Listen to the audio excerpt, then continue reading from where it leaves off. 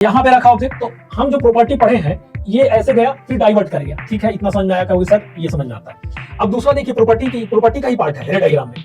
ये ऐसे आया ऑप्टिकल सेंटर से, तो इमर्ज्ड लाइट करता था विदाउट एनी डेविएशन। लाइट क्या करता था? इमर्ज्ड करता था विदाउट एनी डेविएशन। इमर्ज्ड इसलिए बोला, यहाँ we are using lens not mirror. अगर मिरर होता तो क्या बोलते हैं? रिफ्लेक्टेड है ना, विदाउट एनी डेविएशन रिफ्लेक्ट कर जाता। बट यहाँ पे लेंस है, तो कितने मीडियम होगा? एक रेयर मीडियम, डेंसर मीडियम, फिर रेयर मीडियम। तो यहाँ अगर कोई लाइट आ रहा है तो यहाँ रिफ्रैक्टेड होगा, फिर वहां से निकलेगा इमर्ज्ड हो जाएगा। तो इसलिए जब कोई ray of light optical centre से पास करता है तो विदाउट एनी डेविएशन उसी रास्ता से वो पास कर जाता है। अगर ऑप्टिकल सेंटर की तरफ से आ रहा है तो उधर विदाउट एनी डेविएशन लाइट जो होता है इमर्ज्ड कर जाता है। यही बोला था मैंने। चलिए, प्रॉपर्टी का पार्ट है, you know it very well. तो यहाँ से गया तो विदाउट एनी डेविएशन इमर्ज कर गया लाइट। अब देखिए, ये जो डेविएटेड लाइट था, डेविएटेड रे था, तो हमने क्यूरियोसिटी के लिए इसको स्ट्रेच किया पीछे की ओर, तो देखा क्या? अच्छा, ये तो लाइट है ना, और ये ऑप्टिकल सेंटर के पास जो लाइट जा रहा है, ये दोनों एक्चुअली मीट कर रहा है। तो कहाँ पे? बिफोर प्रिंसिपल फोकस के पहले, है ना।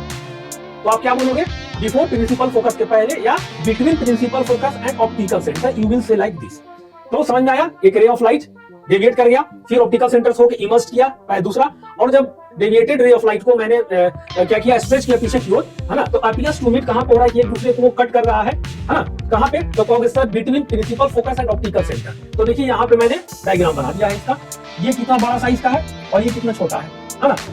ठीक, इतना समझ में आया। अब देखिए इसका प्रॉपर्टी क्या है ना। तो देखते हैं पोजीशन ऑफ इमेज। देखिए लिखा हुआ है position of image, size of image and nature of image. चलिए समझिए इसको। पोजीशन